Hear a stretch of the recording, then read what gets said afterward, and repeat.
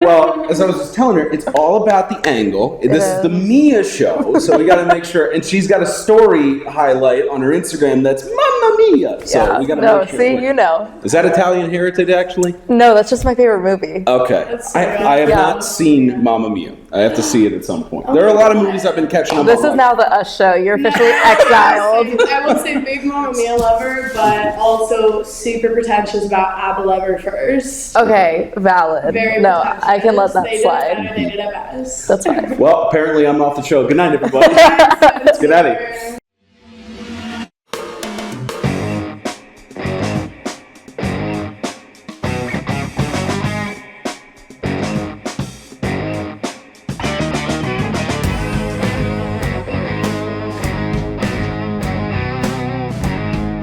Once again from Reese Pfeiffer Hall in Tuscaloosa, it's another exciting edition of the Alabama Frozen Hour. And once again, a great guest lined up. We get to talk about communication, as we call it. What a wonderful phrase. And no, that's not Hakuna Matata, but it's similar to that. We get to talk with the Director of Communications for the women's hockey team. Kate and I are getting to have our usual banter about recapping the first ever Iron Cup for the women's edition. And then we've got an odd topic that is probably going to be a barn burner based on the discussions we had beforehand. Welcome to everyone watching or listening around the world. I'm Spencer Tomsett. That's Kate Aitchison, not Aitchison. We learned that from last time.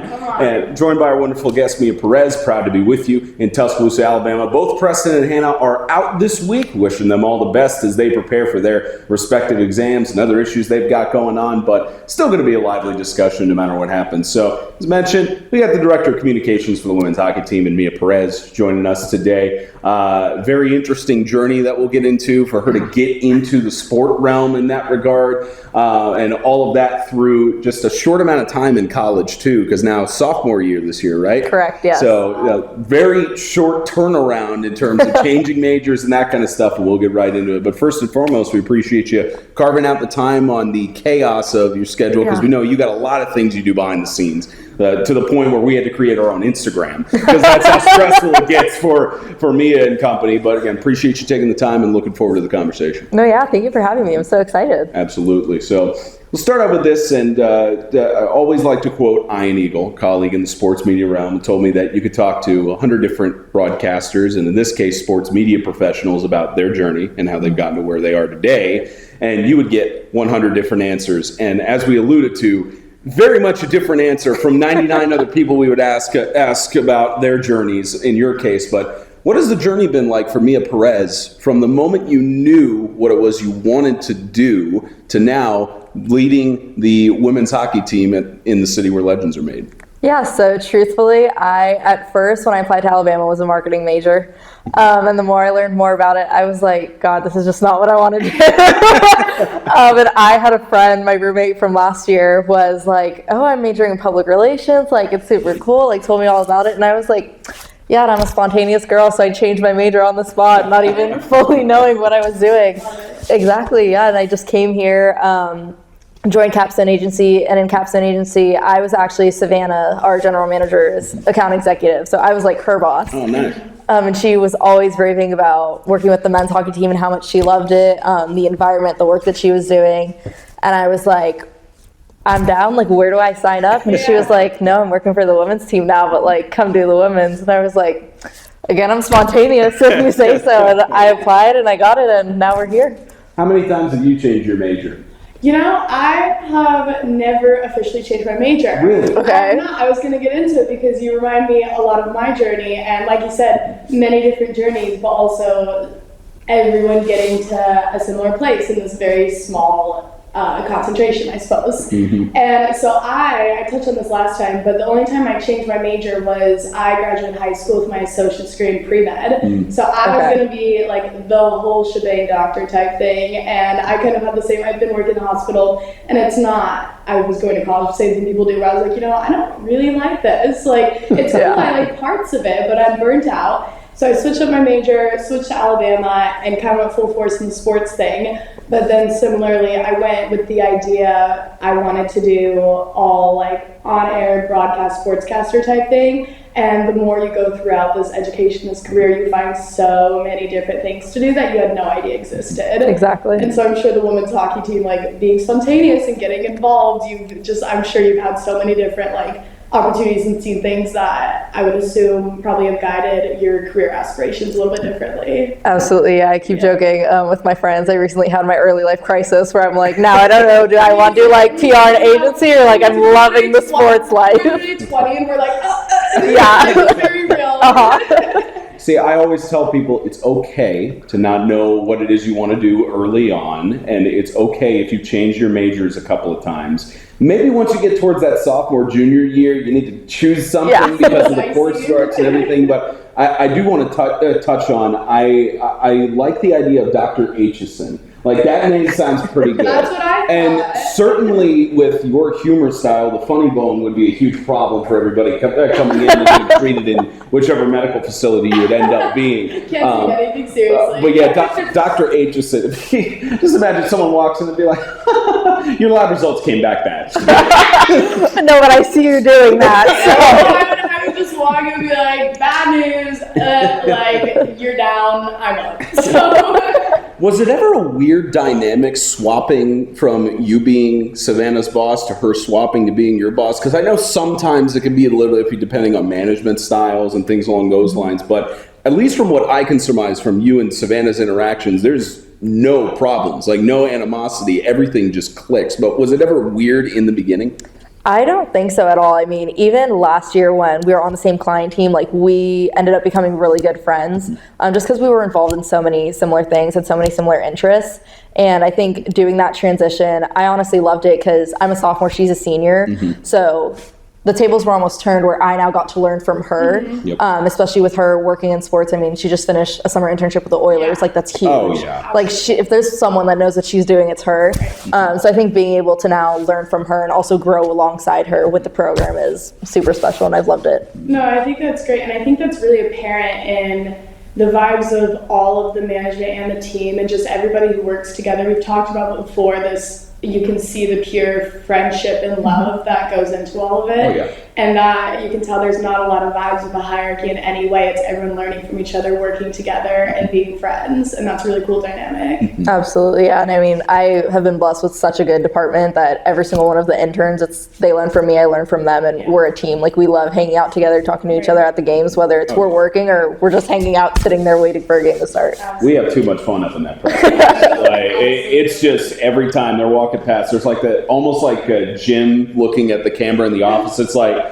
it was like when I remember during the High Point series. I can't remember if it was either you two, but the goal scorer, High Point starts coming back. Someone looked over and like, I know those who are listening to the podcast have no clue, but imagine if you Google search Jim Halpert, The Office, and you know exactly what it is. I know who it was. It was Annie. It was Annie. Yeah. Exactly who it was. No, we do have the most fun, and that's kind of what I was talking about, is whether like these girls that know each other are best friends or people that are just working all over this team is just so truly having fun, learning, and just having a good time. And I know me even like I'm behind the camera a lot of the time, and my biggest lines are like, where the heck is the puck? Where's the puck? Like freaking out behind the camera trying to figure it out while they're broadcasting, and we're all laughing at each other.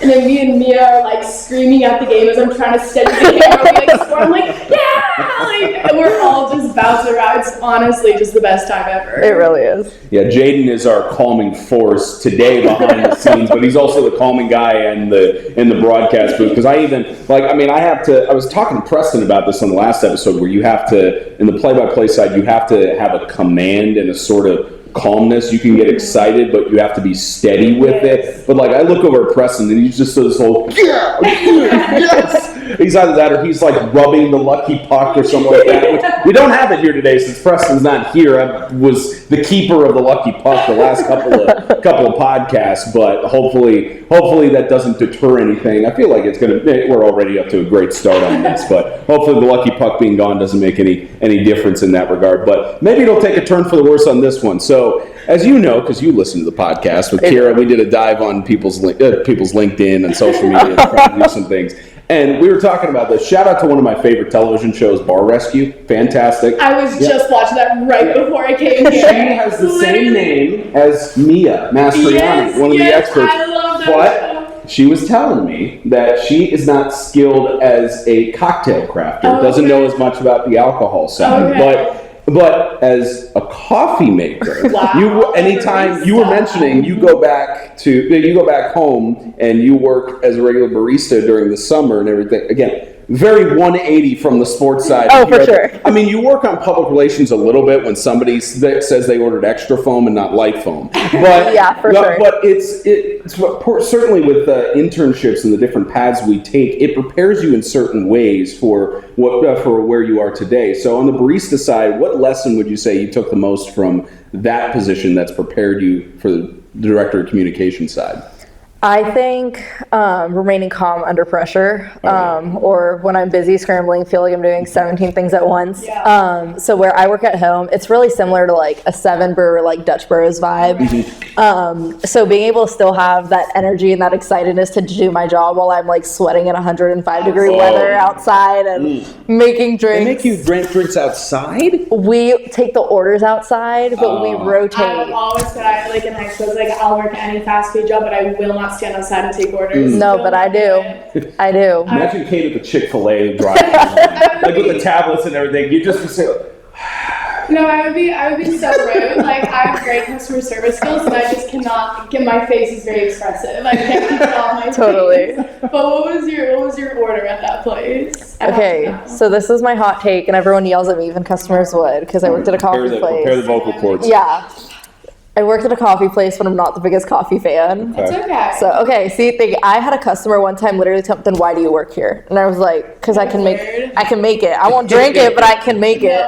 I'm from Utah, so a lot of people don't drink coffee in Utah, and so I have a lot of people that would work and not drink it. So you're good. Okay, so then I take that. Which is probably a better thing that you don't have a dependency on coffee or caffeine Correct. at this point. I feel like that's a good thing, but that's just my There's a couple of mornings where I have the little Starbucks espresso and cream, 10-ounce cans that help me pump through the morning. I was also just drinking right before then. There you go. Sometimes it's a Red Bull, but I've tried to wane off of those because I care about my kidneys. But it's there are some lattes that are good, like the flavor latte side and everything. But I was talking about this earlier with my dad being military for 24 years. I'm used to drinking dirt, as it's called, of like the no cream, no sugar, anything. But I got to have some half and half in it at some point. Like I'm not just going to drink the coffee straight. Yeah, I know it has to be a really good cup of coffee. Oh yeah. Part of that as well, not just on the barista side, one thing that piqued my interest from your experience, because I grew up south of Nashville,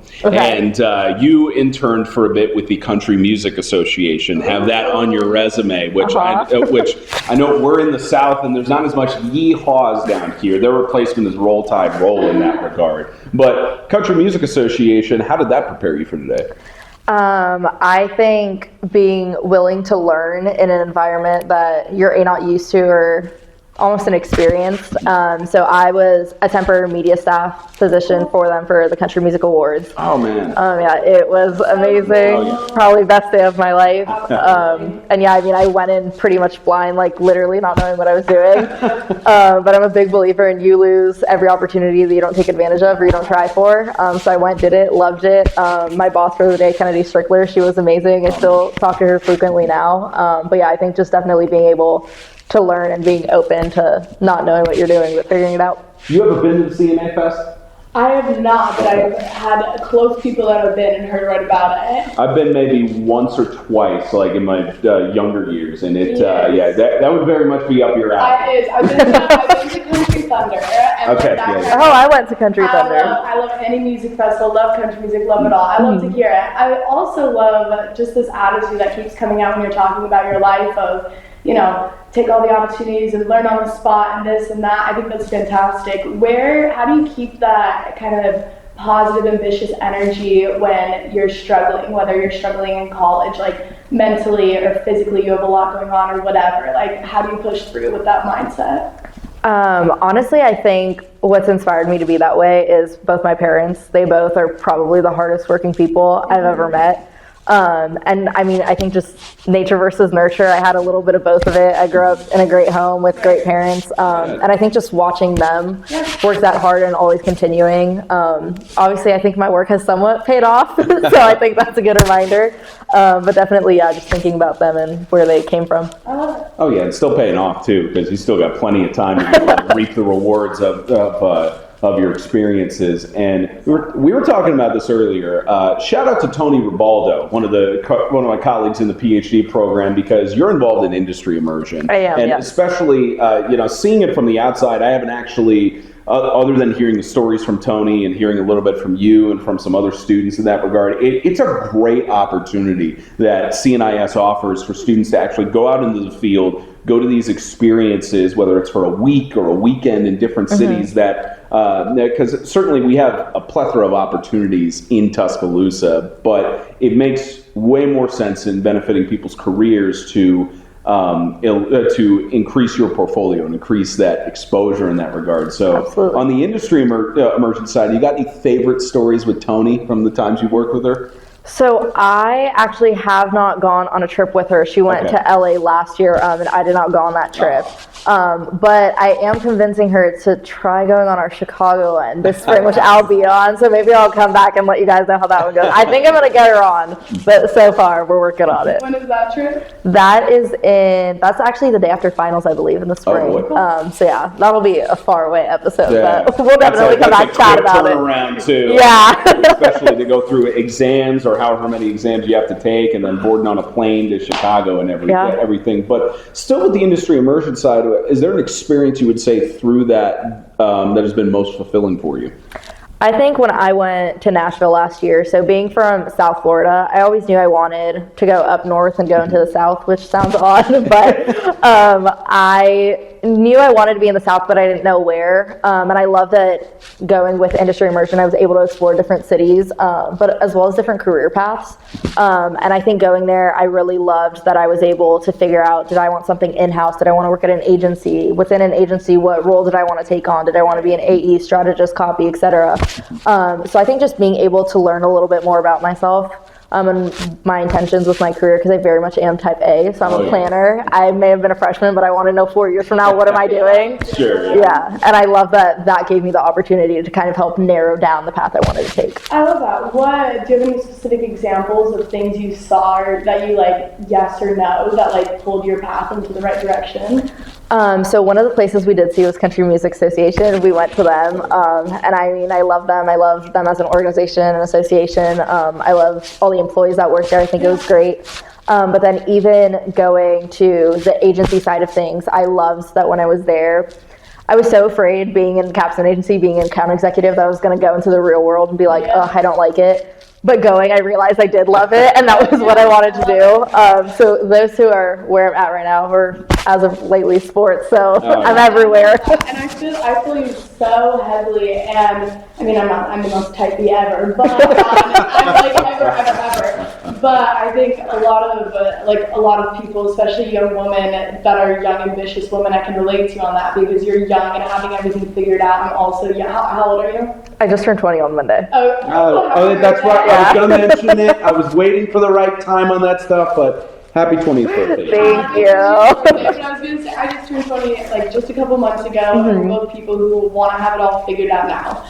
I know I struggle with finding the balance of looking ahead and being ambitious and doing more than other people, but also not burning myself out and not getting too stressed about things I can't control and not having to have it figured out and being young. Where do you look, how do you feel you lean? Where do you look for the balance and that kind of thing? I think it's definitely having an amazing team, like I had said before. Like, I mean, every single intern in the communications department, they want to be there, they want to do the work. So not feeling like I have to have all of that heavy weight on me or the weight of the world on my shoulders, but also just having great leaders above me. Like, I mean, Savannah, she is amazing about helping out where she can. but also just being a friend and not only a boss. And I think that makes a huge difference in it. Yeah, that culture certainly starts from the top. And we talked about this whole idea of it's just there's a lot of fun being had on the staff, and it transcends down to the team as well. You're seeing it on the ice with some. I talked to Kira after the Auburn game because the amount of times when music's playing and she and the rest of the players are dancing on the ice. I said we got to have a player dancing competition. Like we got to have some. We got to have some sort of like now not staff. You don't want me dancing, but we need. I do want you dancing. No. Yeah, I would love to. I would pay to see that. Now you're being roped into a TikTok. I got a clip and he's dancing right here as soon as we're done filming. First, they want me to ice skate when that's going to do CTE because the amount of times I'm going to fall over. And now they want me to dance. What, am I going to karaoke night next? Is that? I guess I'm. Yes. We already have a plan. Wait, that's right. Me and our friend Will already have plans to get Spencer. Shout out to Will Morrow. Shout out to Will Morrow. He's going to love that. I'm trying to remember. Either you watched Codename Kids Next Door growing up? I did not. Okay. There's a moment where one of the characters in the show, it's Wallaby. He's from Australia, and an episode starts out, it's pitch black, and you just hear him go, "How do I get myself into these messes?" Same thing here. How do I keep getting myself into these messes? He always has the perfect niche reference. Yes. On top of he's perfect. He's like, "Have you heard this?" and explains it, and it's always perfect. And I was like, "What?" Yeah, it's just it's out of pocket. It's one of those things, like, this is the problem again because you guys were saying that 20, 21. I'm 25, so like I've got some of those that have synced in terms of like the references in that regard. But fortunately, we all know SpongeBob, so that at least helps in that. I wasn't allowed to watch SpongeBob. I went back. I went back after a couple years and I watched it, and I am comforted by the fact that nursing homes are going to be people who are making quotes of SpongeBob. There you go. So that is going to be fun. Let's talk specifically about your experience with the team, Mia, and you already detailed of how Capstone Agency turned into where Savannah said, "Let's get you on. I want to work with you. You want to be on the staff and everything." But I know it certainly was not. It didn't start out the way you may have wanted to, with transitions of executive leadership and having to be thrown into the leadership role. So I'm interested to know when that transition happened and when you were given the nod to handle the social media side and essentially now be a leader in your sophomore year. How did you process that and get to where you are now? Truthfully, it was game time mode. Like, it just kind of, a switch turned on and it was go from there. It was the day before, our media day. Yeah. So I didn't have time to sit there and think and process. It was make it happen. Exactly. And it definitely wasn't perfect. Like, there's always going to be some kinks in the road. But it was really just do what I can with it and go up from there, and that's the mindset that I had with it and still do. I had a little more notice from Savannah on that one. I think I told this on like the first show, but I'd given like a couple ideas for media side of things or whatever, and I get, the usual text from Savannah where she goes, "Hi." Like, doesn't say anything, just says, "Hi." And I go, "Hi." She says, "I have a proposal." I go, "I'm too young for that." And then she starts laughing, and she goes, "How'd you like to be assistant director of media?" I'm like, all right, that's perfectly fun. So that was back in like the summer, so I had a little more notice than you did, but it was still one of those of like, all right, it's game time. Let's coordinate this. Let's get on these things and situate in that regard. Yeah. Yours was kind of game time mode too. I had the same notice. It was like I think 2-3 days before, and I was like, "Word, let's operate a camera." Love to see it. Yeah, it happens spontaneously like that. I mean, we're in our industry, as you two have already learned, we're very spontaneous. There's a lot of stuff you have to work on the fly, and that's certainly what we did. Have done with this year. Opportunities come and you don't say no. Exactly. You always say yes as much as you can in that regard. But behind the scenes wise, I know Media Day was a lot of fun, especially seeing all the photos, like the what was it? The collage wall with all the TikToks and everything. And I know that Morgan's TikTok for the dip meme went viral. Is that really fulfilling for you when those TikToks go viral and you continue to build success on the social media side? I think so. I mean, seeing our socials grow so much over the past about month or so, I would say, has been amazing. I mean, even our Instagram, we grew over 2,000 followers in less than 2 weeks. So I think seeing that and seeing how excited the team gets, the department, and even the girls, like just being like, oh my God, our TikTok went viral. Just seeing everyone's excitement with it, I think is what really makes it worth it at the end of the day, that hard work pays off. I think the excitement, a lot of it stems from a bunch of female athletes that are getting the eyes on them that they deserve. And you guys make that happen by being creative and making good content. Absolutely, yeah. And even one of the girls from last year, I want to say I was talking to Kira about it. She was like, coming from last year to them starting the team, just doing it for fun, to having a whole staff of interns.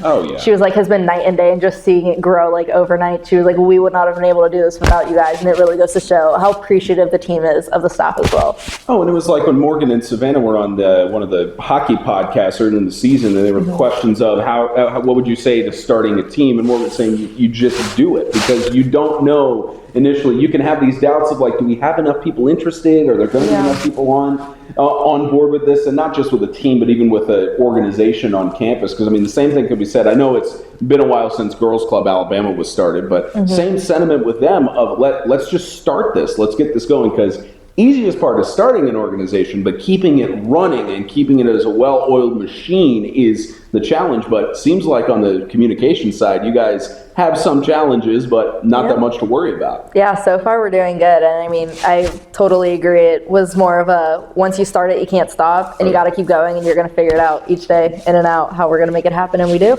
Yeah, we need to get the TikTok team to talk with you, because I know you have a little bit of expertise on the TikTok side of things. So maybe we do some like behind the scenes stuff on like the camera side. Maybe we play the dip music while you're shaking the camera. Well, more so, a lot of the time she gets shaky with the camera because of how intense the action gets. Like that High Point series, she's kind of freaking out. She's like, I gotta keep it steady, but God! No, I know, it gets so hype, and I think that would be fun. I was going to say, I wouldn't say expertise. I am trying so hard not to be, but lacking in the social media area. I do not like doing it. I'm not great at it, but I do have some experience, and probably my most experience that could be so much fun is I've done some projects of working on videos and editing and like filming more behind the scenes to show that part and gain some sort of traction. To get like my name out there, other people's names out there. I've worked on things like that, and so showing behind the scenes of like the hockey team, but also like what the team does behind the scene, what the like people that work do behind the scene, and like expanding in that. I do have experience making those kind of TikToks, which are always fun. Oh yeah. We need to. Well, we just have this whole melting pot of like TikTok ideas. Yeah, we'll talk later. Don't worry. My wheels are turning. No, I can do something with that. So certainly we'd be remiss if we didn't talk about the Auburn series this past weekend. We were talking about the Iron Cup last week and the previews heading into it. And I'll start with you on this, Kate. You know, going into these series, we talked about how you just never know when there's a matchup between Alabama and Auburn. Doesn't matter what sport it is. Doesn't matter what the records are. Could even be football at the end of the year, and somehow something plays out in that regard. No, it's the phenomenon of the rivals, especially the Alabama-Auburn rivalry. And exactly, I was gonna like where you were going is you never know going in any sport. There's so much nuance in how the team plays and what's going on and what's going on behind the scenes. So we didn't know, and all I have to say about it is roll tide, because we killed it. Those Tigers got beat again per usual, and I was so happy to watch it. Yeah, that first game, box score 2-0 at the end of the first, 3-1 in favor of the Crimson Tide at the end of the second, and then 2-0 at the end of the third. And shout out to first ever goal in the Iron Cup history to Samantha Lance, unassisted on that. And I got a great shot of that. That was one shot I didn't mess up. Very proud. And from your perspective, too, because sometimes you're up in the press box with us, sometimes they put you down on the penalty side. I think you were up on Media Row with us for that Friday game. Correct, for that Friday game, yes. So when you're seeing that, especially thinking about you're coordinating different members for going down on social media inside, but how much leeway do you give yourself to freak out in celebration during those moments? I get approximately 10 seconds, and then I'm running around the ring trying to get an SD card to upload. I give 10 seconds, and I'm screaming, I'm jumping, and then I'm running in heels. So that's how it normally is. So real. In heels. You would be so impressed, anyone who could see behind the scenes. And it's a lot of ladies on the team. It's a lot of ladies. No, we are always dressed to the nines, the men too. And the ladies, we are all, I don't know why why we all do this, but we all wear our little stilettos and our little platforms. Like we always look so good, and we are so good at sprinting in heels. Oh, yeah. I operate on my box in heels, and that's probably the most impressive thing that we do. I run around that rink and run. Sprint. Exactly. I could never wear heels. You are not challenging me to that. That is not happening. Wait. No. That is not happening. Oh, that's a great idea. Goodness. The issue is you say it. How do I get myself into these messes? You say that you need to shh when you have to do. Well, especially especially because the arena is a bit noisy because they're not carpet floors. You can hear when Mia's running. You can hear when anyone's clicking across the way. Almost thinking you're going to click 3 times. No place like home. Oh yeah, for sure. Do that. But I mean, we got to get socials up, so cover your ears. Here's another TikTok or social media idea: is when you see a goal and you give yourself 10 seconds to celebrate, show it with Mia running down in heels. No, literally, that needs to be on the social media. You should make a TikTok and it's just clips of all of the ladies working in heels and like me on the box and like you running around and like standing on the sidelines. And like everybody. No, we need to. Oh, that would be fantastic. I think so. So Lance as well, first goal for the Iron Cup series at all. She had a hat trick in that game. If you didn't know that, scored in every period. Like on fire, ridiculous performance. Our rookies are amazing. Incredible. Amazing. Well, let me correct myself here. She had a hat trick of 3 times being on the play-by-play sheet. 2 goals, and then she got the last penalty of the game for tripping. So she had 2 goals. She managed to get on the board at least, and then she had to go into the box for that regard. But Zahorchak with a goal.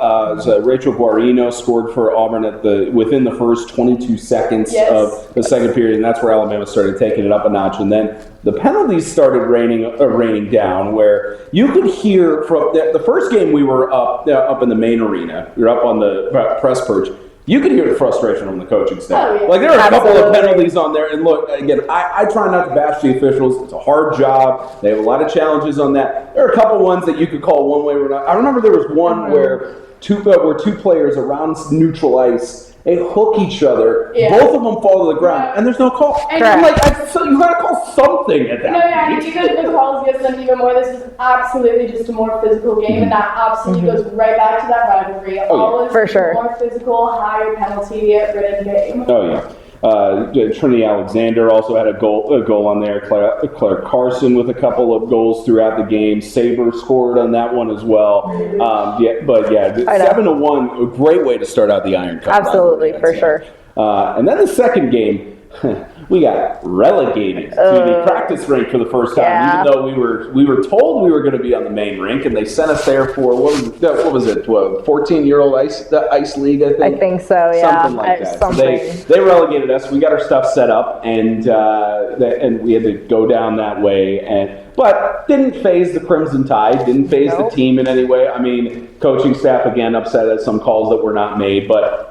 First shutout in Alabama women's hockey history. 8-0. So there she goes. 3-0 into the first, 4-0 into the second, a 1-0 score at the end of the third, and I never got an update on this, but they did have a goaltending change for Auburn because their main goaltender, I think it was a couple minutes in, she had her mask off and had to go to go into the locker room, and so I hate to see that certainly. And they brought in, but their main goaltender Zumba, impressive to watch. Absolutely, especially with thinking about not playing in the second game and having to go into that mindset and be prepared. To the fact that, yes, sure, box score 8-0 does not look good. But when you look at the amount of saves she was making, I know we don't keep saves on the stat sheet, but... Well, it also puts nuance and understanding the game, and so people can remember, so that's not what happened. Oh, yeah.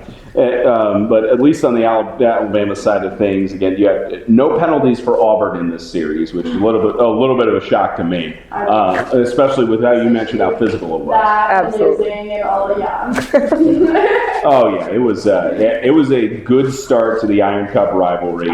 Second game, Saber had a goal with several players' assists. You had Rory Clark got a double minor for tripping and unsportsmanlike conduct. Yeah. or actually, she had 3 penalties in the same period. It was double minor for tripping and holding, and then a penalty for unsportsmanlike conduct later on. Yeah, So Rory had a game. Oh, she did. What was it? I think Savannah, she commented on social media saying that Rory was scaring me in the box. Like, she was getting scared. Rory was. Like, Sal was in the penalty box, and I was behind, because, again, I was doing my usual running around to get SD cards, and I was like, I'm taking a walk now, and that was a really great time to get an SD card.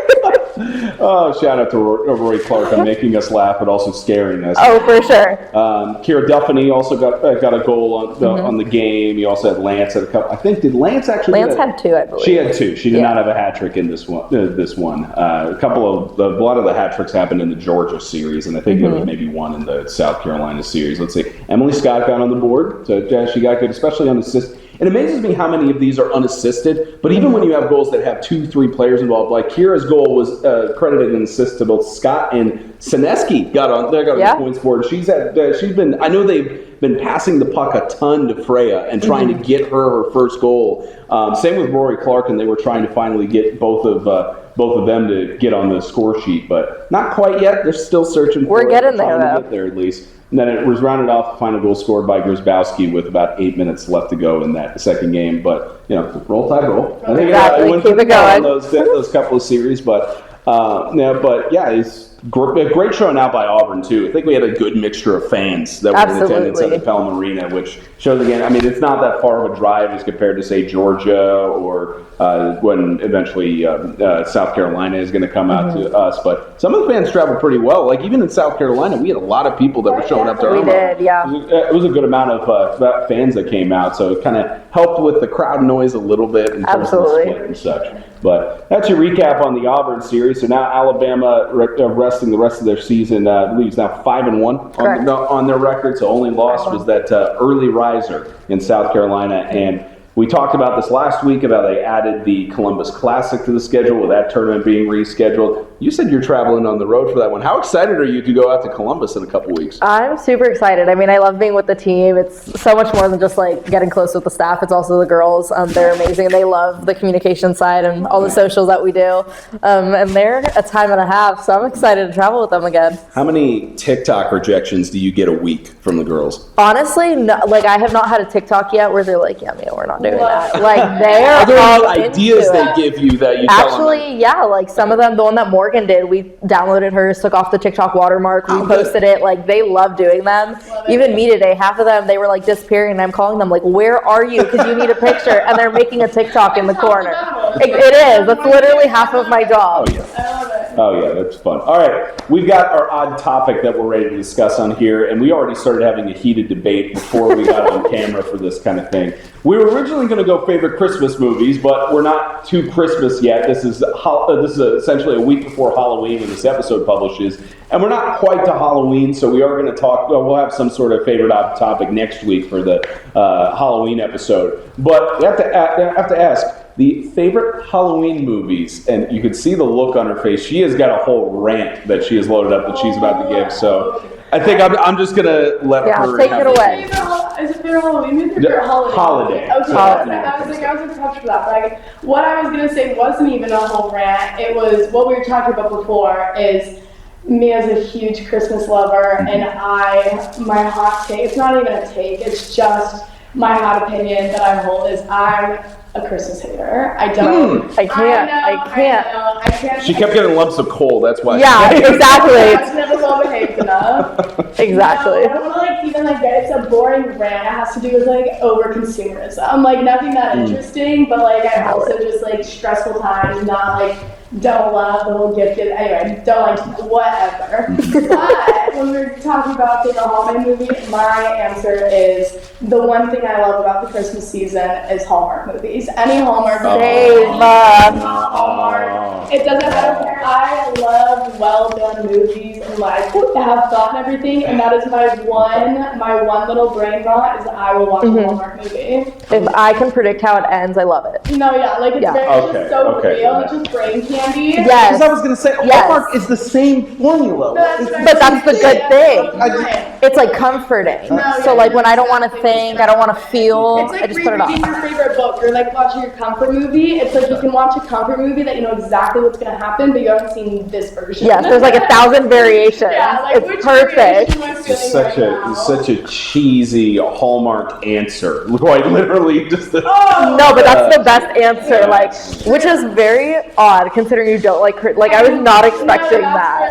That's where I got my evil little grin. I was like, oh, I know what I'm gonna say because that is the one thing I will give. I love that. I like Christmas lights and I like Hallmark movies, and that is the end. I'll let you have your hot take on that, all right, Mia. Okay, so I have the complete opposite. For me, Christmas starts like October 1st. Oh, okay. So yeah, no, I'm insane. I do love the fall, the cozy vibe, but I'm Christmas all the way. Like, seasons. Thanks. I don't You're care. the reason I don't You're the care. reason that Home Depot has Christmas Yes. stuff stocked right No, now. solely because for it's me. Halloween. Yeah, one of my friends is like Halloween lover, so I have vowed to not decorate until November 1st. Okay. But November 1st, you're gonna catch me at Target, Home Depot, Yes. everything. No, It's But Black No. Friday Nope. after you have gotten through the heaviness of the shopping season. That's when you set up the tree. no, it's Christmas, and then Thanksgiving gets a week. So you get like Monday to Friday, and then I'm full Thanksgiving mode. She would love my sister Jericho.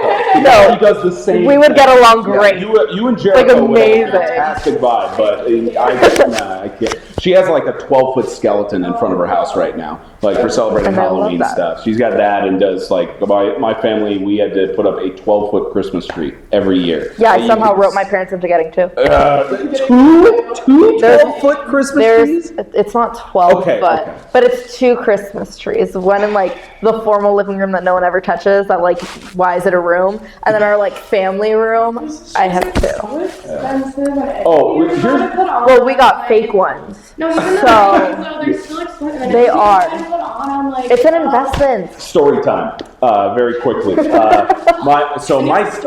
dad, for the longest time, he hates setting up the Christmas tree because it's 12 foot. We had to buy a 15-foot ladder just to get to the top of it and put up the angel on top and the higher ornaments and everything. But my mom insisted we had this tree and such. One year, it used to be one of those trees where you would have to string the lights onto it manually. And when that tree started fading away, he said, all right, we need a pre-lit LED Christmas tree because I'm not dealing with this stuff anymore. This was when I was in junior year of high school, right after I got my license. I get a text from my mom saying, hey, we found a cheap Christmas tree you have to go get. I was in Franklin, Tennessee at the time. Glasgow, Kentucky at a Lowe's. So I had to go on a Christmas night at like 2.5 hour drive. Now, fortunately, my brother and his friend were with me. Wow. But 2.5 hours in the middle of the night on a school night to go get this pre-lit LED Christmas tree. Not like don't drink. It's not good. No, I still would have done I it. had like 2 years until I was 18. I didn't want to start any. There's hills you choose to die on. Yeah. I didn't want to die on Christmas Yeah. tree. Between me and But- you is I can't say no to hell. Absolutely. Yeah, no. But yeah, we had to set that tree up for years. Bring the ladder in, set up the ornaments and everything. It takes hours and hours to get that. It's about the magic. It's always a fight. Yeah, You can't do it wasn't magic after having to set it up that much because especially it was split into 2 boxes for like the base and the Yeah. high up and everything. Haul those up from the basement and everything. Yeah, Yeah, that no, was, that's hard. that was fun. Anyways, we're talking Christmas. Yeah, Phil. movie. Okay. It's a more niche one, but Christmas with the Cranks has seen been and will always be my favorite Christmas movie. It's like so niche, but it's the best. What is it about? So it's about this daughter who she's going away and does a mission trip, and I don't even remember, some like Caribbean place. And her parents were like, we're not going to celebrate Christmas. We're going to save money and go on a vacation, just her and I, like the husband and I. And the mom was like, no, she's like me, Christmas lover. And he somehow convinced her. Well, the day before Christmas, she calls the daughter and she's like, I'm coming home and I'm bringing my fiance. They're like, oh my God, what? So they go on like an adventure to like set up the Christmas party they normally Why does it have. sound like a Hallmark movie? Because it's like one. It's like one, but it's perfect. It's amazing. It's feel good. Yes. You would love that movie. Now you need to watch it. It's very Hallmark vibe. Goodness, it's okay to have wrong opinions, ladies and gentlemen. That's how you realize that. And his is the wrong one. So It's 2-1. So holiday movie wise, so usually when I say this kind of stuff, I think about Christmas because I mean there's a lot of good. Technically, it's both a Halloween and Christmas movie. The Nightmare Before Christmas is fantastic. Great one. But my personal favorite It was for a couple years Elf, but then my sister insisted every single year watching it, and at this point it's dead to me.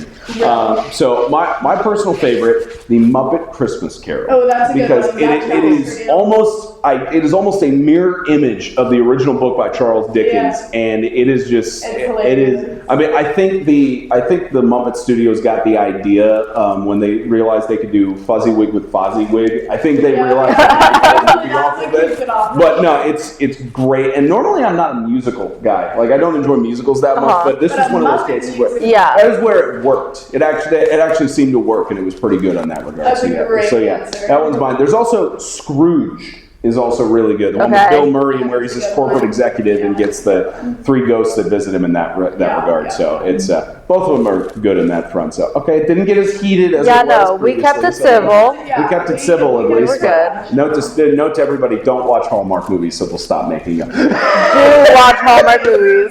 No, that's a hill I'm prepared to die on. No, there wasn't enough debate for my company. No, I had to light the fire. You guys are going, since you're doing a fight, is it like, what do you want from me?